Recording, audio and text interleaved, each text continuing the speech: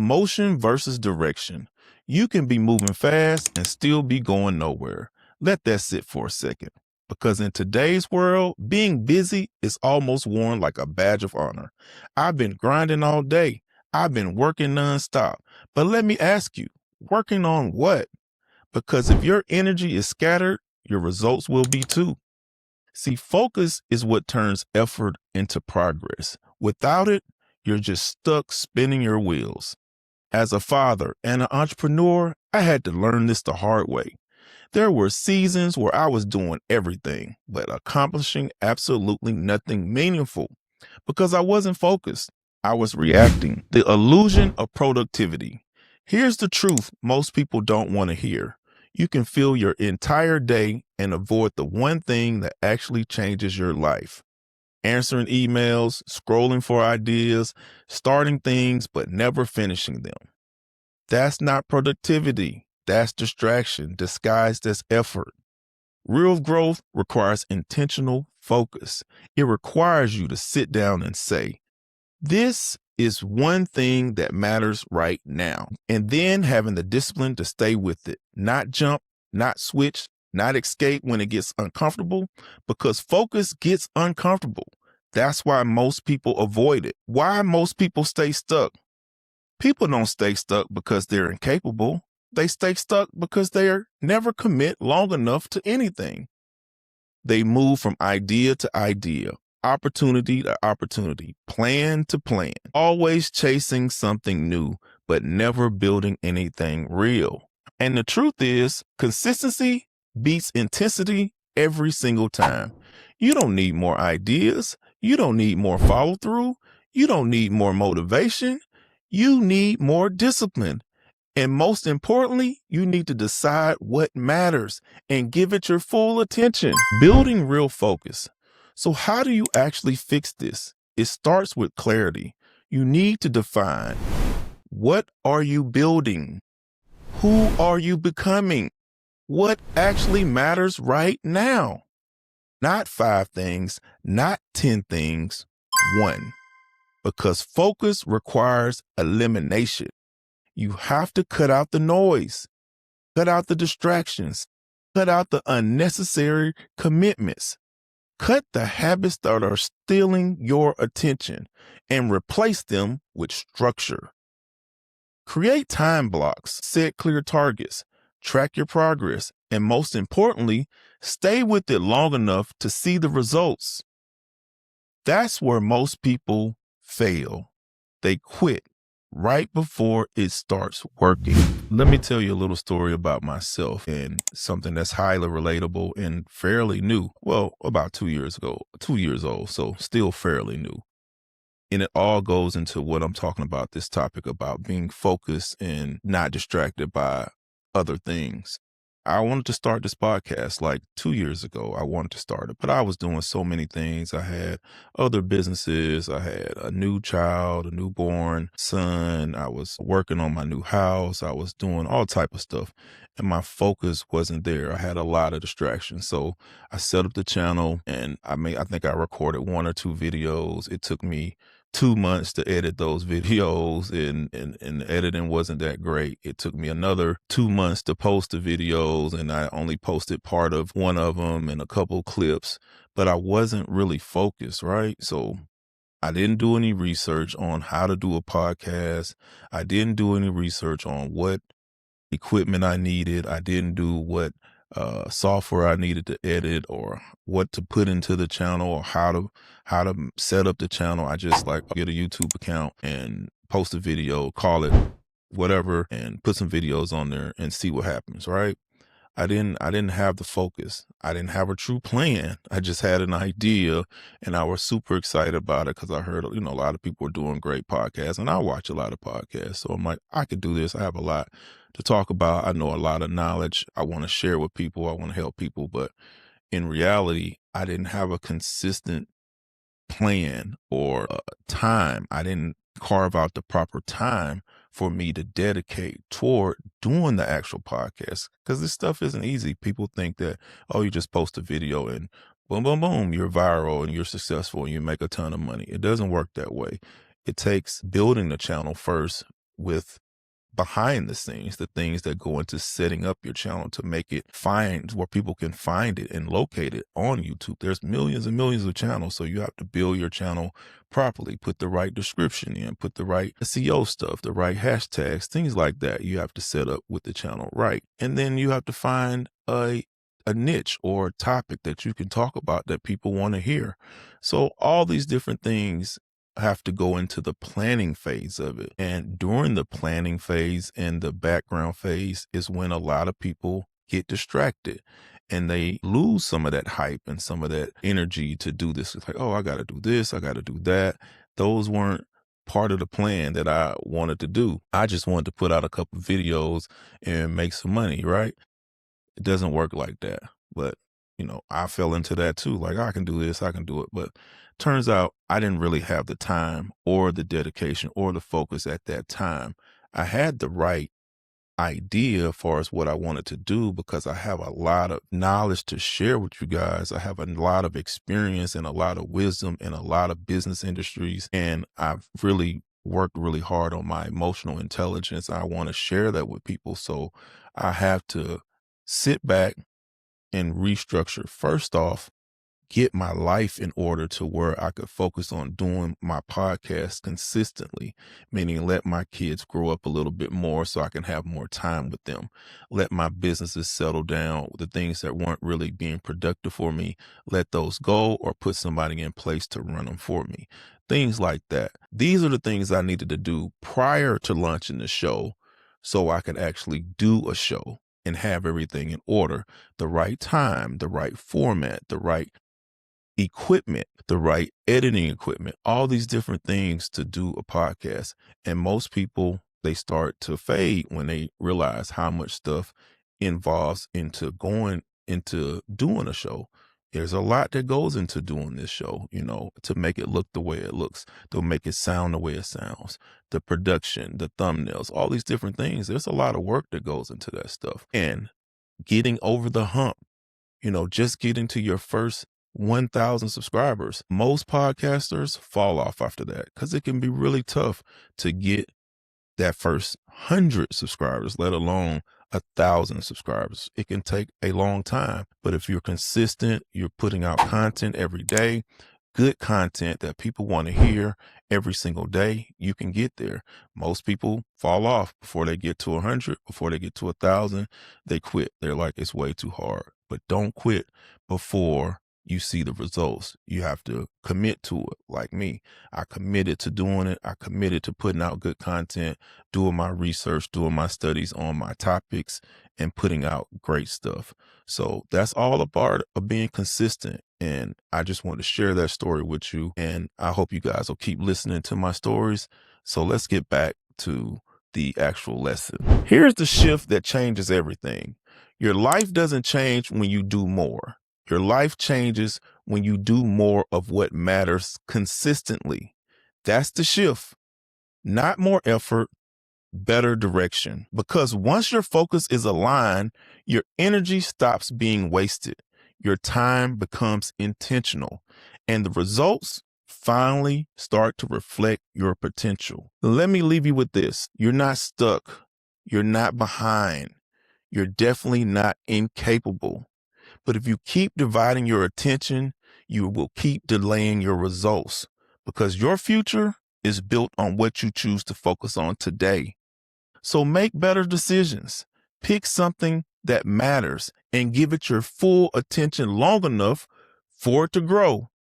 Because once you do that, everything changes. Thank you for watching The Mindset Manual with me, Myron Williams. If this message hit you hard, make sure you like and subscribe to the channel and share it with someone who may need to hear it. I would love to have them join the community. As always, I want you to stay balanced, stay focused, and keep practicing your emotional intelligence. The Mindset Manual with Myron Williams.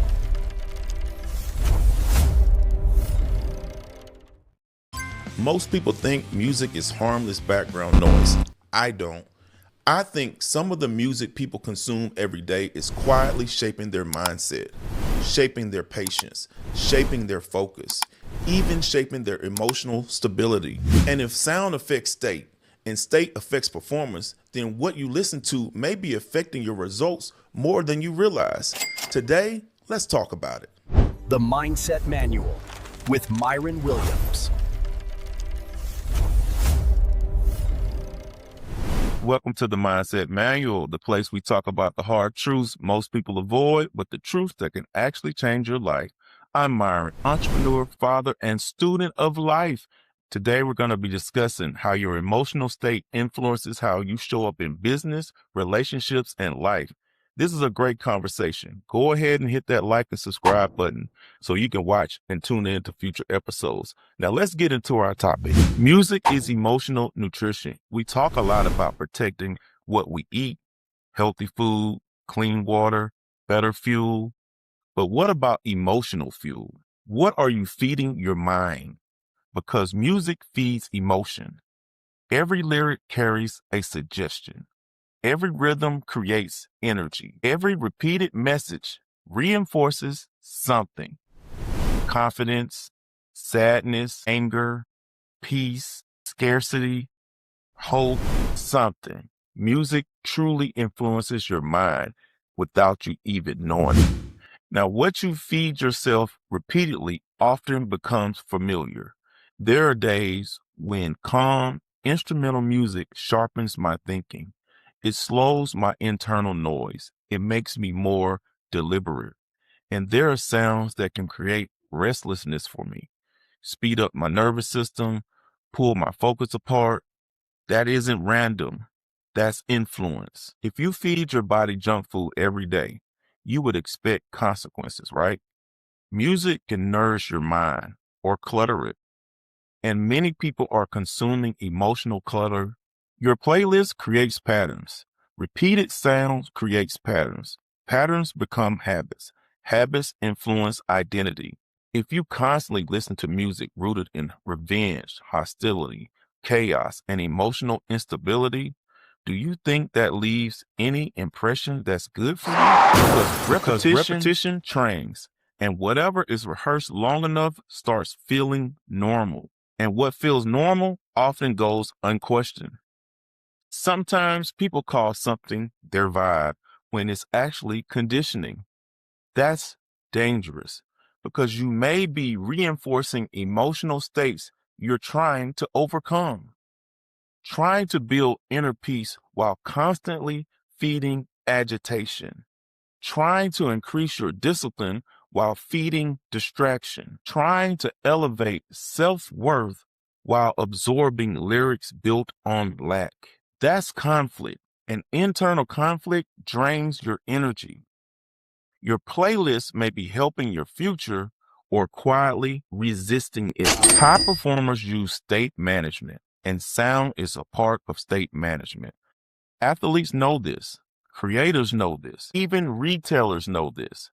Music affects energy, and energy affects execution. I use different music intentionally. Deep focus music for strategic thinking, calm music for writing, uplifting music for movement, silence for reflection. That is using sound as a tool, because if sound shifts mood, it can shift output. And if it shifts output, it also affects results. Ask yourself, what music do you play before difficult work? What do you hear while driving? What do you let enter your mind in the morning? Because your atmosphere affects your performance, and performance affects your outcome. This is deeper than entertainment. This is emotional architecture. It's time to audit your soundtrack. I challenge you to do something simple for 1 week. Audit your soundtrack. For just 1 week, pay attention to how certain music leaves you feeling. After listening, do you feel clear or scattered? Calm or agitated? That awareness matters because emotional intelligence begins with noticing what affects you, noticing what elevates you, noticing what drains you. Most people manage time, but they do not manage emotional inputs. Most people manage time, but they do not manage emotional inputs. That's a blind spot. Protecting your mind is protecting your future. I want you to create some categories that you listen to. Recovery music, reflection music, motivation music, your faith music, work music, and your workout music.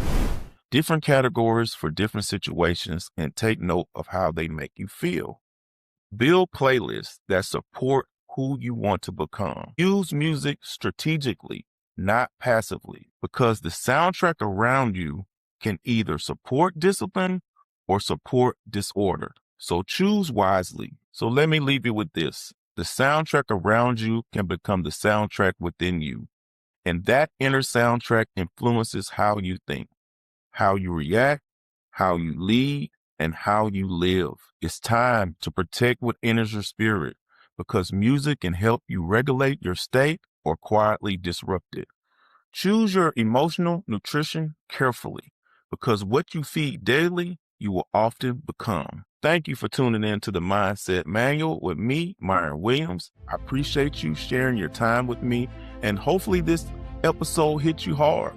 If so, go ahead and like and subscribe and share this channel with someone who needs it. I would love to have them join the community.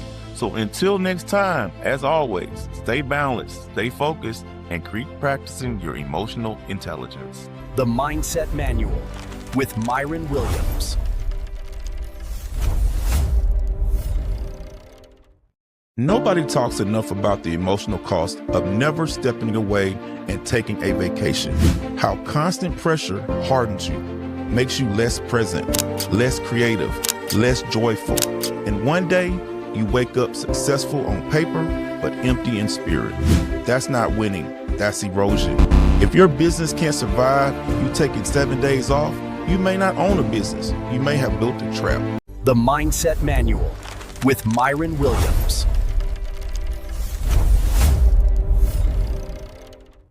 How's it going, family? I'm Myron, entrepreneur, father, and student of life. Welcome back to the Mindset Manual. This is where we don't just break down motivation, we build structure, discipline, and emotional intelligence, because success isn't random, it's intentional. And today we're talking about something every entrepreneur needs in their life: vacations. If you don't step away from your business will eventually start taking from you, taking your clarity, your patience, your creativity, even your relationships. You don't burn out because you're working hard. You burn out because you never reset. And today we're going to talk about something most entrepreneurs avoid: why rest is not a reward, it's a responsibility. Let's talk about what staying balanced really looks like. When you're building something that actually matters, clarity is everything. Balance is everything. Focus is everything. But being able to reset matters so much. When you're tired, when you're irritable, when you're not focused, and you're off balance, every little task feels like a huge mountain to climb, when reality is really not that hard. It's your body and your mind that is worn out. Your skills are drained because your mind feels like it's walking through mud. That's when the reset is necessary. We all need it as entrepreneurs. We need that reset to really be successful and to keep our motivation and our energy up so we can be successful. It's hard, I know. I'm going to share a story about myself, a true story about my life over the years of being a solo entrepreneur to having over 40 employees working in my business. Trying to take vacations, trying to find the time to reset. It's never been easy, but it's been something that I had to force myself to do because I can see the results of taking those vacations and how I feel afterwards. I remember being a solo entrepreneur a long time ago. It was just me trying to run my business. I was doing internet business where I was building websites. It was, I went to web design school, learned how to build websites and graphic design. It was just me doing the design work all by myself. But I was doing a lot of websites. I was doing a tremendous amount of websites and designing stuff. I was taking the calls, the intake for the new clients, finding out what they wanted, doing the graphics, doing the development, the coding, doing everything. If they wanted a store, I was doing the store, everything. So it was a lot of work. It was a lot of work. One man band is what it was at the time. One man band. But doing a lot of work, I was starting to get burnt out. We didn't have the AI and all that stuff like now. So it was strictly creating from your mind, what you could create from your mind. And my designs were starting to look very repetitive. Sites were starting to look very similar because I had just been working straight through 20 sites, 30 sites in a row without taking any breaks.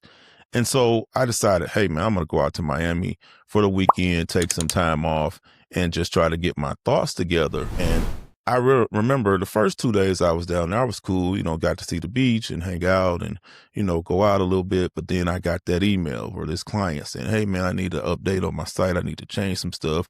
Pay you to take care of it. That was the beginning of the end of that vacation. I started to work on his website from my hotel room. Next thing you know, I was locked in for the full day. I had burnt the whole day out working on this guy's website. And I'm on vacation, mind you. So I was supposed to be relaxing and resetting. But yet, here I was working on his site, knowing I should have just been relaxing. So that was, me being a solopreneur. I couldn't step away from my business because I felt like my customers needed me, but not realizing I needed me. I needed me to be relaxed and reset so I could be better and acquire more customers because my work spoke for itself. But I didn't realize that. I was young and that's just what I did. And that's probably what you do. And you're probably doing it right now when you go on vacations. As time goes on, I didn't realize that, but I knew something wasn't right. So I began to take little mini trips. 2 days here on the weekend just to get away. 3 days here just to get away, to see if I could stay away from work for more than, a couple of days without doing anything. And I started taking those mini trips. Sometime I would be in my mind like, oh my God, I need to get back to the office and get back to work. But those little mini trips actually helped me a lot to refocus myself and to just clear my mind. Sometime I would go to the mountains to a cabin and just sit out and just enjoy nature. Sometime I would go to the beach and party a little bit and enjoy the ocean. I would just do different things to relax myself. I remember over the years, I found a location out in like Boise, Idaho. It was really clean. People are really nice and the air was really great out there. And I would go out there and clear my and just enjoy the peace of that city, of a small city. And that became one of my places that I would fly out and just take a couple days and enjoy that. But I never could get into that full week away or 2 week away or month away from my business. I could never get myself to that level. Being a solopreneur, you run everything. So you have to do everything because that's everything. But when you become a business owner with multiple employees, those employees need to check in with you. So it becomes hard to step away because your employees want to check in with you. They need to ask you this. They need to ask you that. Everything seems like the house is on fire when actually it's not. They know the answers. They just need the reinforcement from you to say that, yeah, it's okay. But what I did later, as I started growing in my business and being an entrepreneur, I took a 7-day cruise, like a forced downtime, being on that cruise ship. And it was one of the greatest things for me. When I came back off of that trip, I was totally refreshed, totally ready to go, just totally at peace. And I had all these great ideas and all these great thoughts and wonderful things I came up with during that time. And I was just ready to get back to it. I was anxious, but not really anxious. I was actually in a peaceful state that, like, when I get back next week, I'm gonna relax myself for a day or two. When I get back to the office, instead of going straight back to work, I'm just going to take a day and just, unwind back in the office, get my thoughts together, write out my task, and then I'm going to get started. So that was the beginning of me being able to successfully take a vacation without working. Now, fast forward later, years of businesses and doing different things, taken a lot of vacations where I actually vacation without working. Yeah, occasionally, can't lie, I'm going to be 100. Sometime you're going to peep at that email. You're going to glance at that text, but you have to put the tools in place to where they don't alert you unless it's an emergency. Turn on your autoresponder for vacation. Hey, I'm on vacation until this date. I will not be checking my email or voicemail during this period. And people know when they send you that email, he's on vacation or you're on vacation, and they don't expect a response. And that's how I learned to manage my business better and take control of the situations by turning on that autoresponder, putting on do not disturb, or putting my office on away on my virtual phone system. I can set it to away where you can't reach me. Tools like that for myself, for my sanity, for my peace of mind, so I can come back stronger. But like I was saying, as I got bigger and I became a bigger entrepreneur with more employees, I started putting people in place, a manager here for this department, a manager there for that department, and let them run their departments. And when I get ready to go on vacation, I brief them on everything. We have meetings and we go through all the things that may come up while I'm on my vacation.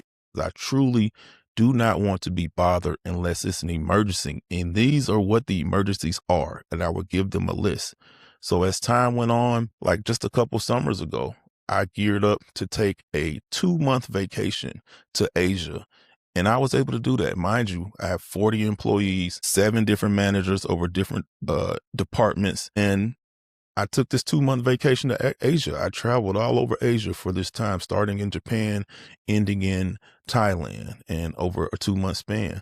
And during that period, I didn't check my email. I didn't really respond to too many messages on WhatsApp or anything like that. Only people that were able to contact me were the managers, and they actually did a really good job of not reaching out to me during that period. They handled everything unless it got to a point where they couldn't answer the question, then they would reach out to me with a gentle message on WhatsApp, and then I would answer it. But for the most part, it was a very calm and relaxed vacation for me because I had the things in place. And looking back on that, that was one of the greatest things that I did for myself and my business, because when I came back, I was able to launch some more apps that I had on my mind. I had designed them in my head. When I came back, I was refreshed and I was ready to go. I became less irritable. I spent a lot of time with my family. So I had that part of my life that I felt like I was missing, not getting to spend enough time with them. I actually got to spend a lot of time with them. So coming off of that trip, I just felt like a new person, and it really balanced me out and allowed me to enjoy the fruits of my labor, the success of my business, by being able to provide that for my family and for myself. And so that's what you have to do for yourself. You can't burn yourself out, always working, never taking any breaks, and not enjoying yourself. And that goes into the vacations, your lifestyle, all these different things. Grind, and never enjoy it. And then next thing you know, you look up and life is over with. It's really short. That's a saying people say, life is short. It truly is. Enjoy it. Enjoy it. Work hard, play hard, but don't work too hard that you don't get a chance to enjoy it in time. You keep saying, I'm going to do it tomorrow, and tomorrow never comes. But that was my story. I wanted to share that with you guys, and I hope you can take that in consideration from somebody like myself, who's been an entrepreneur for a very long time. So let's get back to the lesson now. So let me leave you with this. You didn't start your business just to feel trapped by it. You didn't choose entrepreneurship to be stressed, overwhelmed, and mentally exhausted every day. You chose this path for freedom, for control, for a better life, for you and your family. But here's the truth. If you never step away, you will lose the very thing you built it for. Your business needs your vision, but your vision requires space. And sometimes the most productive thing you can do is step back, breathe, and reset. Because a clear mind makes better decisions. A rested leader builds stronger systems. And a balanced entrepreneur plays the long game. So don't wait until your body forces you to rest. Don't wait until life starts pulling you away. Schedule your reset like your success depends on it, because it does. Thank you for tuning in to the Mindset Manual with me, Myron Williams. If this message hit you hard, please like, subscribe, and share this with another entrepreneur who needs this.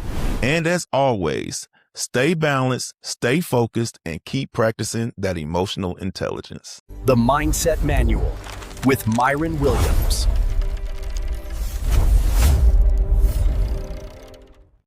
Comfort is killing your future, and you probably don't even realize it. It feels safe. It feels earned. It even feels like peace.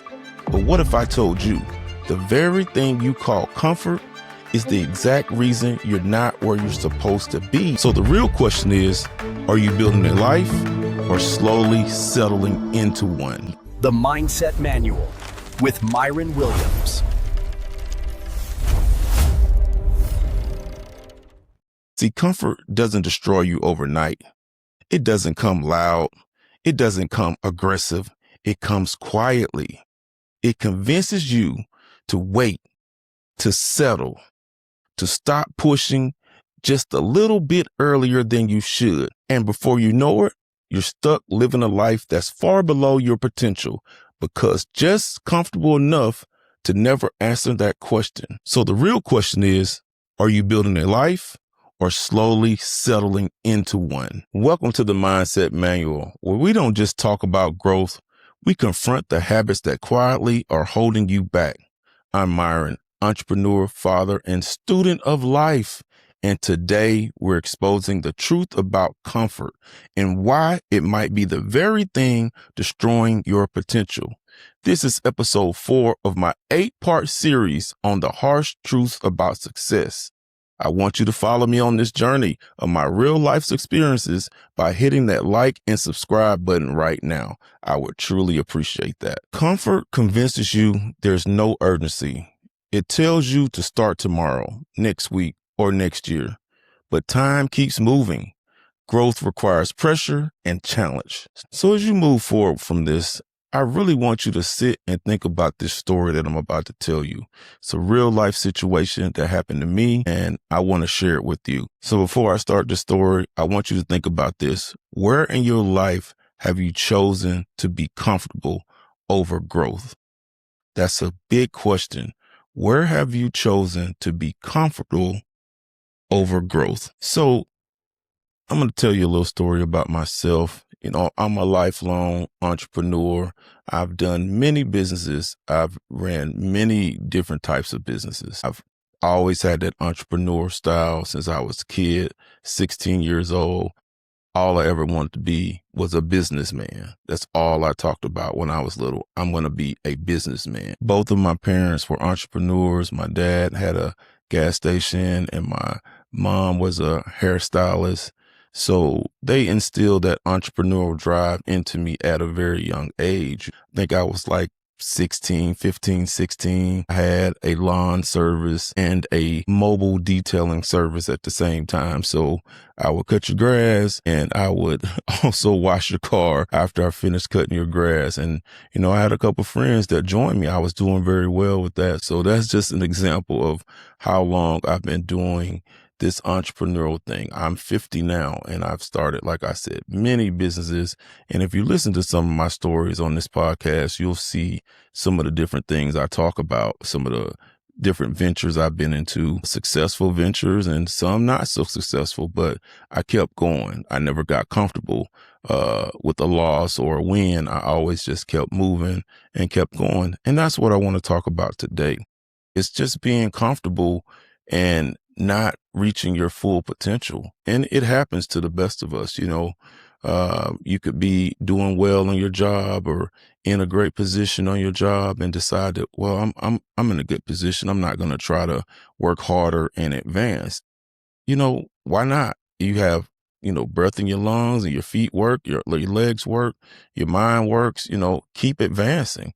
Now, if you're making 7 figures or, you know, or more a year and you're just, you know, very content being the boss of where you are, you know, that's fine. You can be comfortable in that. But if you're in a grind set mind state where you're like, I'm not making enough, you're barely going check to check, or, you know, have a few checks stacked up, but any little mistake or misstep in life could set you all the way back.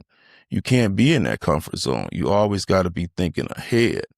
Now, I'm not saying to be out of control and not having any peace and balance in your life. I'm just saying you need to be trying to move forward. You can't just sit around and say, well, I'm making X amount of dollars an hour, so that's good for my field, and I'm just going to ride with that. No, that's not the way to do it. You need to be pursuing leveling up every way.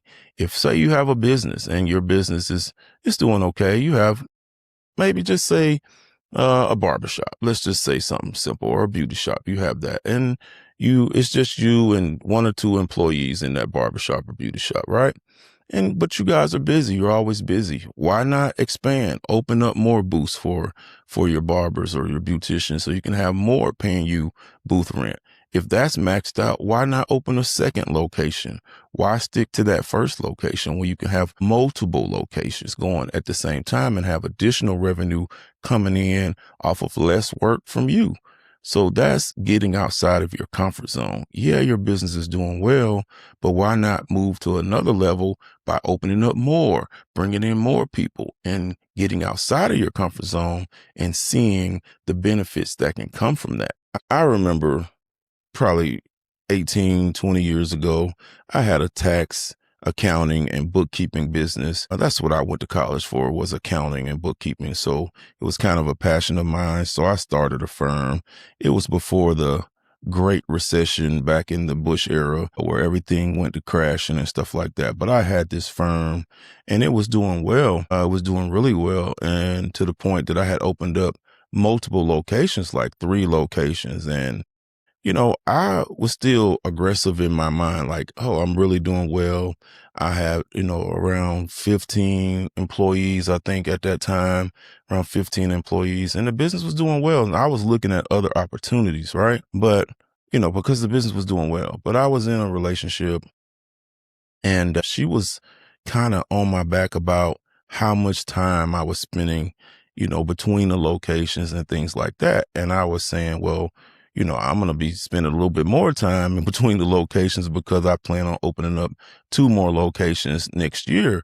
And I've, have found the locations. And so for me, I had the aggression and the desire and the drive to open up more locations. But the person that was my significant other, she was kind of holding me back. She was comfortable. We had a nice house.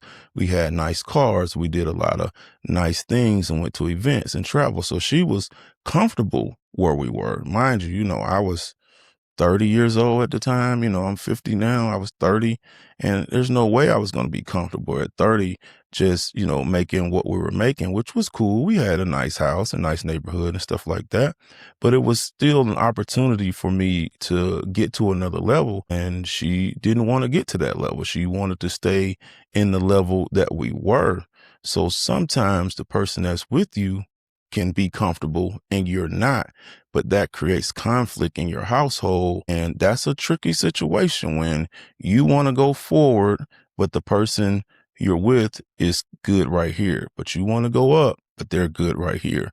It's going to create conflict, and it's a hard thing to handle. I'm not a counselor. I'm not a therapist, so I can't give you advice on how to handle that, but you have to dig deep, have conversations with them like I did with her. She was very strong about her feelings about me not growing, stuck with it for a while, for us just staying in that comfort zone with her and just trying to enjoy life with her. But when that relationship was over, the first thing I did was open up. Instead of 2 more locations, I opened up 3 or 4 more locations. And that 3 or 4 turned to 10, which turned to eventually 15 locations at one time, because I didn't have that person with me anymore to keep me in that comfort zone. Now I was all about pursuing my dreams and going to the next level. And that has to be you. You have to step outside your comfort zone if you really want to get to the next level. If you see that person over there doing well and you're like, wow, they're riding in this nice car, or they have this nice house, or they're doing this, or you're at the basketball game or the football game, you see them, at the lower seats or on the floor or on the field or whatever. And you're wondering, like, how did they get there? Maybe those people are working really hard. They step outside of their comforts to get to that level. And that's what you have to do. Step outside your comfort zone if you want to get to that level. I've done it and I continue to do it. even though I'm successful where I am right now, I'm doing this podcast. I'm trying to help people level up. I'm not comfortable enough to just sit here and say, well, I'm not going to do more. I've made my success. I've done businesses and been successful. I'm not going to keep it to myself, stepping outside of my comfort zone, sharing it with people like yourself so you can level up and you can get to the place like someone like me. That's me stepping out of my comfort zone. I don't have to do that. I'm very comfortable where I am, but I want to do more. I want other people to come up and see, learn from someone like me who's been a lifetime entrepreneur.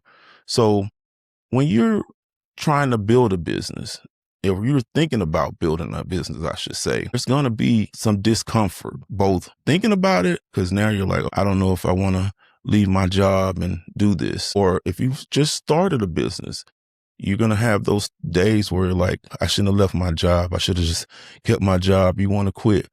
I want to be honest. I've had at least 10 businesses over the last 30 years, at least 10 different businesses. And most of them were successful. I'll say maybe 2 of them didn't do well, but most of the other ones did very well. But I will say out of all those businesses, not a single one of those businesses that I did not want to give up at some point because it was hard or, something didn't go right or I lost some money on this or whatnot. So I've always had a moment where like, man, I want to give up. This is not going to work. But you can't. You got to keep going. You keep going. You can't go back to, oh, I'm just going to go back to my comfort job and do that again. And I'll just keep doing that till I die. You got to step away from that. I know it feels comfortable, but it doesn't get you outside of the box. It doesn't get you that bigger house that you want. It doesn't get you that vacation across the world that you want to take. It doesn't get your kids in that private school that you want to do or that yacht that you wanted to buy or a boat or whatever. It doesn't get you there because you're stuck in your comfort zone and you have to get out of your comfort zone to get those things and achieve greatness and bigger things. Starting a business is hard. There's going to be a lot. You're going to be way out of your comfort zone. You're going to, there's no sleep pattern. There's no consistent schedule when you're running a business. There's going to be a lot of things that affect your comfort, but it's time to get uncomfortable to be successful. And that's very important in this business or in this mindset. You have to get uncomfortable to get to the next level of being comfortable. And it takes work. It takes discipline. The motivation when you first start a business, yeah, you're super motivated. But when you start losing clients or the marketing isn't going well, then it gets uncomfortable. But you have to keep going. The discipline to keep going will get you to a level where you will grow and be like, okay, I can take some days off. I can take that vacation now because now I'm doing well. Yeah. So I'll tell you another story about, wasn't my story, as a friend of mine, but it involved me because he ended up staying at my house during this uncomfortable period for him. He had a job offer in the city where I am. And, he was like, man, I love my city where I am. And, I got my family here, my kids are in schools and all of this stuff, but, I don't want to leave here, but I'm like, hey man, the money that they're offering you is significantly more than what you're making right now. This is a once in a lifetime opportunity to get a position like this to open up in your field. Let's just say I don't want to put his business out there. He was making, $120,000 a year at that time.